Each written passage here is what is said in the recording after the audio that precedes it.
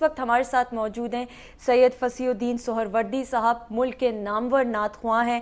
ان کے حوالے سے آپ کو تھوڑا سا بتاتی چلوں کہ انہوں نے LLB کیا اردو لاء کالج سے، MA جرنلزم بھی کیا کراچی یونیورسٹی سے، اور 5000 سے زائد نعتیں یہ پڑھ چکے ہیں، اور ان کی بے تحاشا DVDs بھی آ چکی ہیں، VCDs بھی آ چکی ہیں، آڈیو کیسٹس بھی ریلیز ہو چکی ہیں، نیشنل PTV ایوارڈ بھی ان کو ملا اور بھی انٹرنیشنل ریکگنیشن بھی ان کو ملی. ان کو پہلے خوش آمدید کہتے ہیں. السلام علیکم. السلام علیکم. رمضان مبارک آپ کو بھی مبارک. Thank you so much for coming. آپ کا بھی شکریہ، آپ کا بھی بہت شکریہ. اچھا فصیح الدین صاحب، سب سے پہلے بڑا ایک بیسک سا سوال جو آپ سے ہر کوئی پوچھتا ہوگا کہ نعت پڑھنے کا شوق کہاں سے آیا؟ یہ میں نے کئی مقامات پر یہ اپنے انٹرویو میں یہ بات کی ہے کہ الحمدللہ نعت خوانی کا شوق مجھے میرے والد صاحب سے ورثے میں ملا. صحیح. میرے والد علامہ سید محمد ریاض الدین سہروردی رحمۃ اللہ علیہ ایک بلند پایا نعت گو شاعر بھی تھے اور بہت اچھے نعت گو شاعر بھی تھے اور عالم دین بھی تھے اور بہت اچھے خوش الحان نعت خوان بھی تھے. تو انہی کی صحبت سے الحمدللہ مجھے نعت خوانی کا شوق پیدا ہوا. صحیح. اور کس عمر کے اندر آپ نے سٹارٹ کر دیا تھا یہ؟ میں نے پہلی نعت پڑھی 5 سال کی عمر میں. ہمارے کراچی میں بغدادی مسجد کے اندر عید میلاد النبی صلی اللہ علیہ وسلم کا پروگرام ہوتا تھا تو اس میں نے پہلی نعت پڑھی. صحیح. اچھا LLB بھی آپ نے کیا، MA جرنلزم بھی کیا، تو کبھی یہ خیال نہیں آیا کہ میں لاء کی طرف چلا جاؤں؟ مطلب obviously نعتیں پڑھنے کا شوق تو تھا آپ کو، تو ورثے میں ملی اپنے والد صاحب سے، تو کبھی یہ نہیں خیال آیا کہ میں جرنلزم؟ یہ میں نے سب کچھ کیا. کچھ میرے ایک شوق یہ بھی تھا کہ قانون کی طرف چلے جاؤں، ایک شوق یہ بھی تھا کہ میں صحافت کی طرف چلے جاؤں.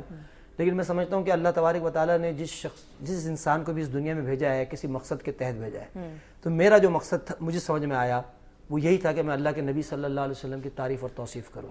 صحیح. تو الحمدللہ مجھے اللہ نے اسی نبی علیہ السلام کی تعریف کے اندر، حضور صلی اللہ علیہ وسلم کی نعت خوانی کے اندر جو مقام عطا فرمایا، میں رب کا جتنا بھی شکر ادا کروں کم ہے. آپ نے بتایا کہ آپ 8 مہینے بلکہ آدھے سال سے بھی زیادہ ٹائم کے لیے ملک سے باہر ہوتے ہیں. تقریباً 8 مہینے باہر رہا، ملک سے باہر. تو پھر تو آپ کی تو بیگم تو ناراض نہیں ہوتی ہوں گی؟ نہیں الحمدللہ میری وائف جو ہیں مجھ سے بہت زیادہ کوپریشن کرتی ہیں، بہت زیادہ کوپریٹیو ہیں وہ.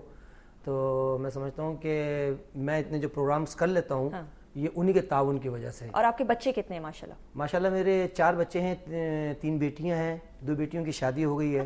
ایک بیٹی ماشاءاللہ حافظ قرآن بھی ہے اور وہ A لیول کر رہی ہے. بیٹا میرا سید زین العابدین جو ہے وہ بھی ماشاءاللہ اس وقت پڑھ رہا ہے، کالج میں ہے اور بہت اچھی نعت پڑھتا ہے. اچھا نعت پڑھتا ہے؟ جی. اچھا. اور obviously آپ ہی سکھاتے ہوں گے اس کو؟ تو یقیناً الحمدللہ مجھ سے ہی سیکھتا ہے وہ. اچھا ایک نعت خواں کے اندر کیا کوالٹیز ہونی چاہیے؟ مطلب اگر کوئی بچہ چاہتا ہے یا بچی نعت پڑھنا چاہتی ہے تو اس کے اندر کیا کوالٹیز ہونی چاہیے؟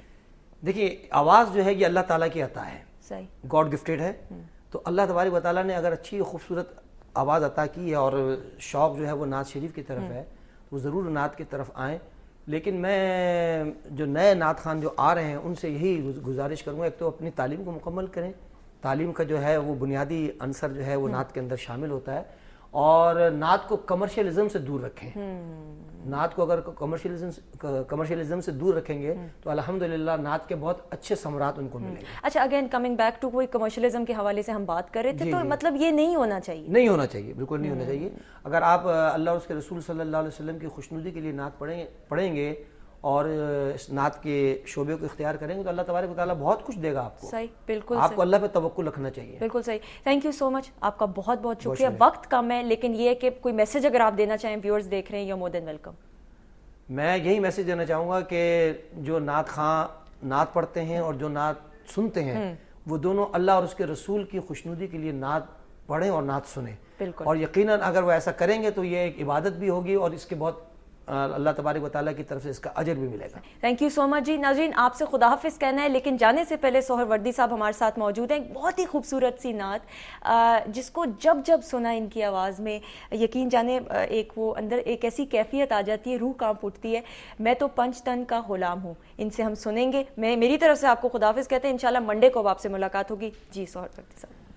میں تو 5 تن کا غلام ہوں، میں تو 5 تن کا غلام ہوں، میں غلام ابن غلام ہوں، میں تو 5 تن کا غلام ہوں.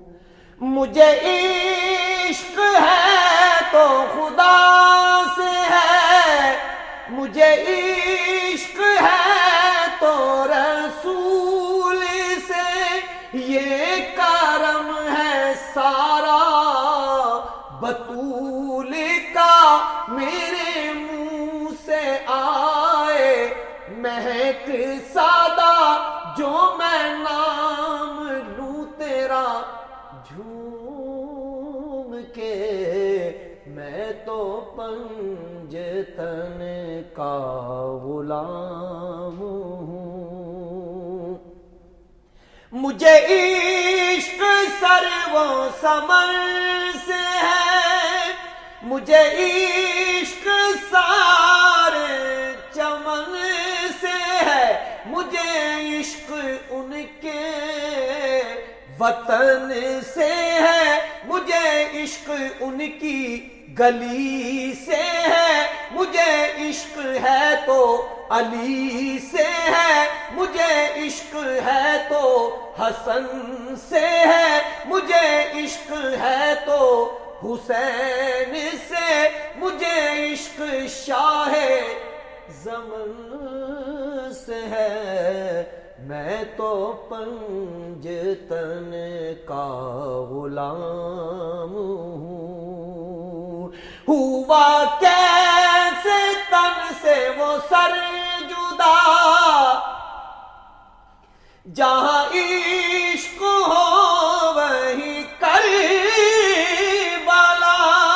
میری بات انہی کی بات ہے، میرے سامنے وہی ذات ہے، وہی جن کو شیر خدا کہیں، جنہیں باب صلی علی کہیں، وہی جن کو آل نبی کہیں، وہی جن کو ذات علی کہیں، وہی پختہ ہیں، میں تو خام ہوں، میں تو پنجتن کا غلام ہوں۔